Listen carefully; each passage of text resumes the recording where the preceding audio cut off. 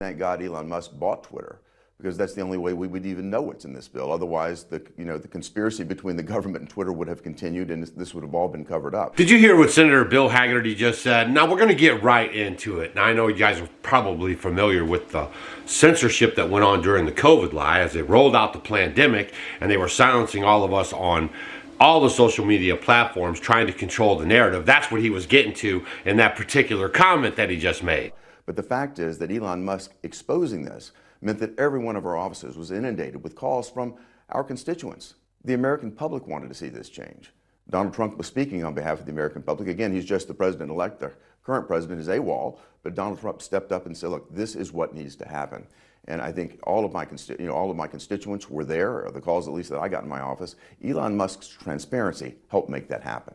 Well, I think as a senator voting, I presume that you do your best to read the bills that you're voting on. I understand it was quite large at the beginning, but to say that it was only Elon Musk that made people aware of what was in it, that can't be true. Explain gaslighting. According to Newport Institute, gaslighting is a form of psychological abuse or manipulation in which the abuser attempts to sow self-doubt and confusion in their victim's mind.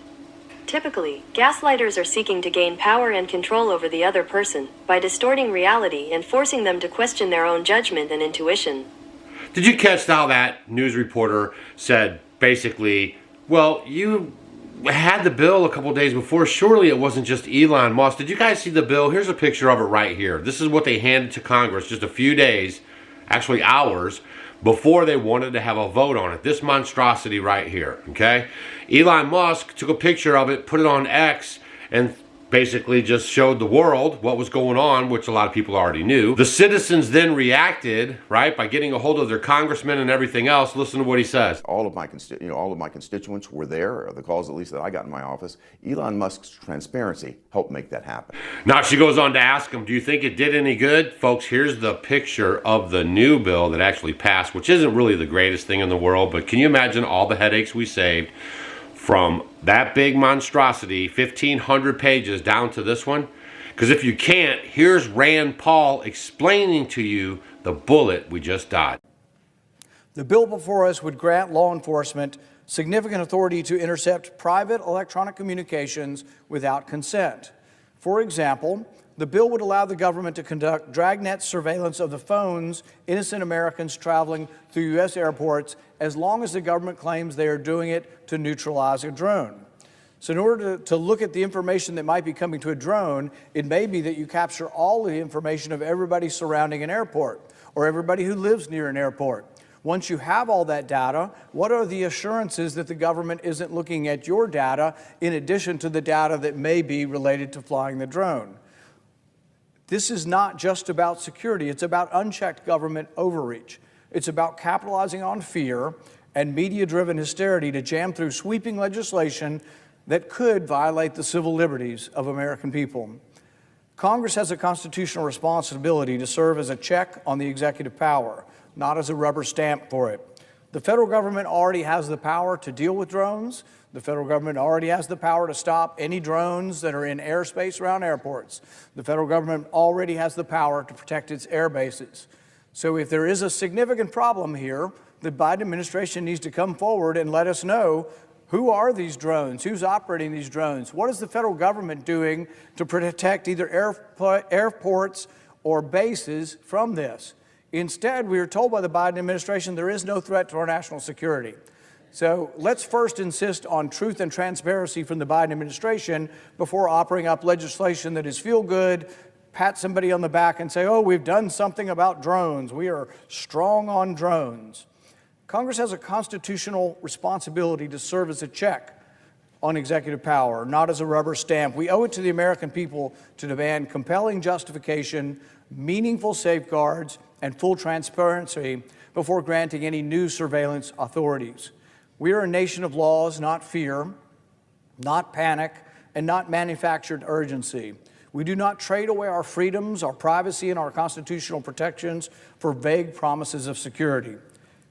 I will object to this bill today, but I am open to talking with the authors of this bill about how we could have enhanced ability to interrupt drone activity but done while protecting all Americans' constitutional right to privacy. Madam President, I object. So you have to ask yourself, what's going on, right? With the Patriot Act, spying on citizens, checking out our phones when we're at the airports, but Hunter Biden's laptop is misinformation. One thing that I've noticed while I've been doing a lot of research on all the current activities going on is whenever they want you to kind of focus on something, they start dripping it out about a week or two before. All of a sudden, I've seen this guy popping up on all kinds of stuff. I have little contact with him before. I kind of know of him. I've seen him do some stuff. But all of a sudden now he's everywhere. And I find that pretty interesting. But here's what he's saying about a false flag event before the inauguration. Joining us now is the founder of the Disclosure Project, Dr. Stephen Greer. Dr. Greer, it is great to have you on. A pleasure to be speaking with you right now. Thank you. What is going on out there? What are people seeing? Well, it's a complex story that make it very succinct. We did predict this 30 years ago, that they would begin to launch some activity equivalent to a false flag to make it look like there's some sort of alien attack or threat. In reality, it's a response to what's happening. And I've recently told the incoming members of the administration this and people at the Senate Intelligence and Armed Services Committee that we have a team of about 6 different black sites that have been running illegal projects related to so-called UAPs and UFOs coming forward in the next 30 days or so. They will bring forth dispositive evidence of this and the fact that these programs have been run illegally and outside of constitutional oversight. This is a ramp up to divert attention from that activity and could lead to some other events that would be catastrophic. This is a very dangerous situation. Nothing people are seeing has anything to do with aliens or extraterrestrial intelligence. It has to do with trying to maintain the cover-up on a secret program that went black, but illegal black, back in the late 1950s. So we're into 65, 70 years of some very dangerous operations. Now, these men that are defecting are coming out of some sites I've been at. I was in a helicopter last year, after that I was almost killed, frankly. And we were over these black sites and saw the openings that go into underground facilities where there are the man-made UFOs that come out, but also where they have illegal electromagnetic pulse weapons where they target and down the extraterrestrial vehicles that are then reverse engineered. Okay, let me stop you. Let me stop you right there, Dr. Greer. Let me stop just because I want everyone at home I want us all to be on the same page. You're saying that we have the technology to shoot ET craft, not of this planet, out of the air, and we are reverse engineering those aircraft.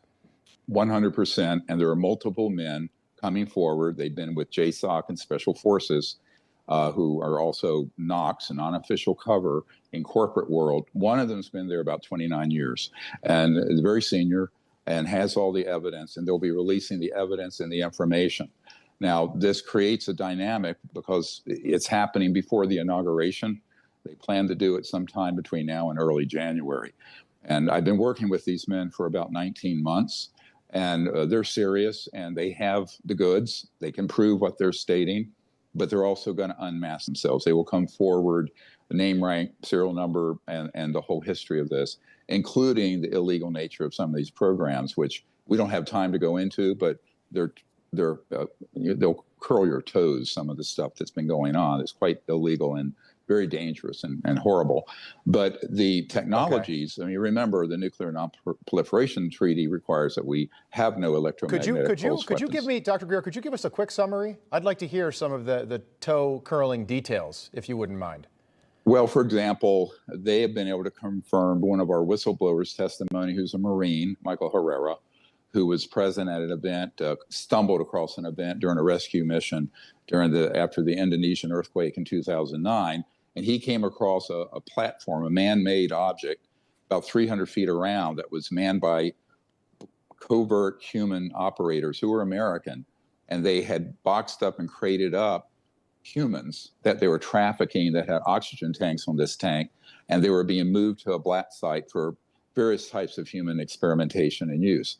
It's horrific, some of the actions. The main operator from 2 of these black sites that I've been at, I will not discuss where they are right now. Okay. It'll be disclosed fairly soon. He actually had personal knowledge of that. So when this whistleblower came forward, who was taken to the Pentagon Aero Office and Senate Intelligence Committee, he approached me and confirmed all of it.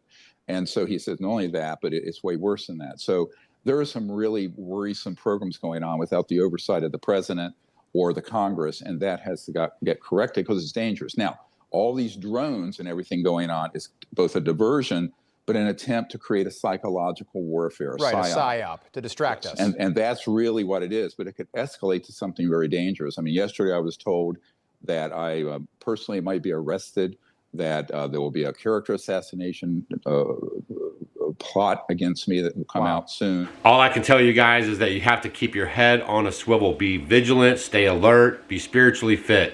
There's a lot of weird stuff that's going on that you probably just can't even get your head wrapped around, but it is happening, and this is all real time on our radar. So it's very interesting to see where all this goes. We have little less than 30 days. That's a long time before the inauguration. So make sure you're staying vigilant out there. You know, keep your preps up and just kind of be ready for anything that they could throw our way, all right? Because really, then this video is proof of it. There's a lot of stuff going on. A lot of stuff going on that the average person is not even going to catch on to.